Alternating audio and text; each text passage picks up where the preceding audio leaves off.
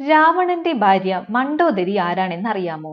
ഒരിക്കൽ രാവണൻ ഹിമാലയത്തിൽ മഹാദേവനിൽ നിന്നും വരം ലഭിക്കാനായി കഠിന തപസ് അനുഷ്ഠിച്ചു. രാവണന്റെ തപസ്സിൽ സന്തുഷ്ടനായ ശിവഭഗവാൻ നിനക്കെന്ത് വരം വേണം എന്ന് ചോദിച്ചു. ഈ സമയം മഹാദേവനോടൊപ്പം പാർവതി ദേവി കൂടെ ഉണ്ടായിരുന്നു. ഒരു സ്ത്രീ ലംബടൻ കൂടെ ആയ രാവണന് അത് പാർവതി ദേവിയാണെന്നും മഹാദേവന്റെ ധർമ്മപത്നിയാണെന്നും അറിയില്ലായിരുന്നു. എന്ത് വരം വേണം എന്ന് മഹാദേവൻ ചോദിച്ച ഉടനെ യാതൊരു ശങ്കയുമില്ലാതെ പാർവതി ദേവിയെ ചൂണ്ടിക്കാട്ടി ആ സുന്ദരിയായ സ്ത്രീയെ തനിക്ക് വിവാഹം കഴിപ്പിച്ചു തരണം എന്ന് രാവണൻ പറഞ്ഞു. രാവണന്റെ ആവശ്യം കേട്ടപ്പോൾ ഭഗവാൻ പരമശിവൻ പരിഭ്രാന്തനാവുകയും ആകെ ആശയക്കുഴപ്പത്തിലാവുകയും ചെയ്തു. എന്തു ചെയ്യണമെന്നറിയാതെ മഹാദേവൻ മൗനമായി നിന്നു. ആ സമയത്ത് പാർവതി ദേവിക്ക് ഒരു ആശയം തോന്നുകയും പാർവതി ദേവി ഒരു തവളയെ എടുത്തുകൊണ്ട് ബ്രഹ്മാവിന്റെ അടുത്തു ചെന്ന് ഈ തവളയെ തന്നെ പോലെ തന്നെ രൂപമുള്ള ഒരു സ്ത്രീയാക്കി മാറ്റിത്തരാൻ പറഞ്ഞു. ബ്രഹ്മാവ് ആ തവളയെ പാർവതി ദേവിയെ പോലെ തന്നെ സുന്ദരിയായ ഒരു സ്ത്രീയാക്കി മാറ്റി.